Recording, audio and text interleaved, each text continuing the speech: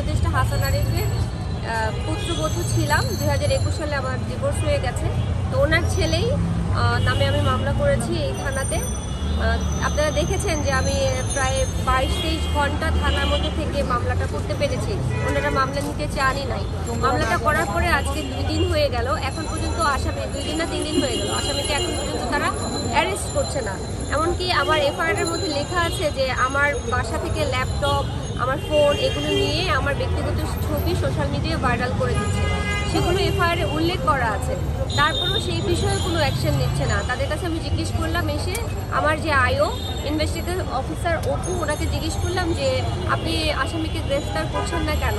তিনি বলছেন যে দেখেন আমাদের তো অনেকগুলি ব্যাপার মেনটেন করতে হয়, আজকে আমার এখানে ডিউটি না, আমার সেগুনবাগিচায় ডিউটি, আপনি চাইলে আমার লিস্ট চেক করতে পারেন। আমি এখন সারাদিন আজকে ঢাকা ক্লাবে ছিলাম, ওরা তো আমাকে সিসিটিভি ফুটেজ দিতে চাইছে না, আমি কি করতে পারি? এখন একজন আইও যদি আমার কাছে মানে অসহায়ের মতো বলে আমি কি করতে পারি, তাহলে আপনারাই বলেন আমি একজন ভিকটিম হয়ে আমি কি করতে পারি?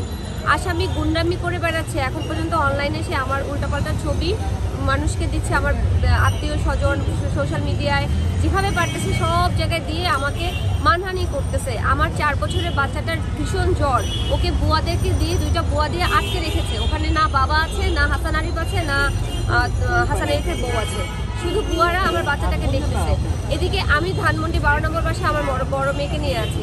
এইগুলি যে করতেছে, ওনারা কোনো অ্যাকশনে যাচ্ছে না। আমি শুধু সেটাই জানতে চাচ্ছি যে ওনারা কেন অ্যাকশনে যাচ্ছে না, ওনাদের বাইন্ডিংসটা কোথায়? যদি ওনাদের ব্যক্তি মানে ইন্টারনাল কোনো বাইন্ডিংস থেকে থাকে তাহলে সেটা আমাদেরকে বলুক, সেই বিষয়ে আমরা সজাগ হবো, সেই বিষয়ে আপনাদেরকে আমরা জানাবো, জনগণ সেটার ব্যবস্থা নেবে। কিন্তু ওনারা নিজেরাই কোনো অ্যাকশন নিয়ে যাচ্ছে না এবং বলছেও না যে ইন্টারনাল বাইন্ডিংসগুলো কি, শুধু বলতেছে আমাদের কিছু বাইন্ডিংস আছে। সেই বাইন্ডিংসগুলো কি? একটা মামলা যেটা হচ্ছে অ্যারেস্টেবল নন বেলেবল সেকশন, তাহলে সেই মামলায় কেন আসামিকে গ্রেফতার করা হবে না? যেখানে আয়ো মামলা হওয়ার পরে আয়োর কাছে চলে যায় সর্বোচ্চ পাওয়ার, তাহলে আয়ো তো পাওয়ার আছে আসামিকে অ্যারেস্ট করা, আসামিকে এখন পর্যন্ত অ্যারেস্ট করছে না কেন ভাইয়া? সেটাই আমি শুধু জানতে এখানে আসছি।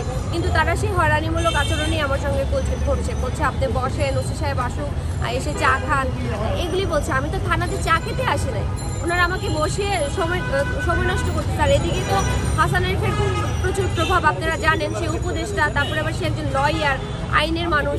সে তো আমি তো আইনের কিছু বুঝি না, সে তো হচ্ছে ওর অ্যাডভান্স জামিন করায় ফেলবে, অ্যান্টিসিপেটরি বেল নিয়ে ফেলবে হাইকোর্ট থেকে, তারপরে তো আমি আসামিকে ধরতেও পারবো না।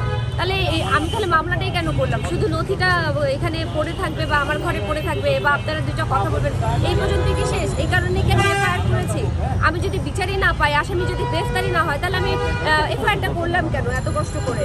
আমাকে যে হত্যা করতে চাইলো সেটা যদি বিচার না হয় তাহলে কি হইলো? আর সবাই বলতেছে, ওরা বলতেছে যে কি নারী নির্যাতন। আমার সাথে তো নারী নির্যাতন হয় নাই, আমাকে হত্যা করতে চাইছে, আমাকে ধর্ষণ করেছে।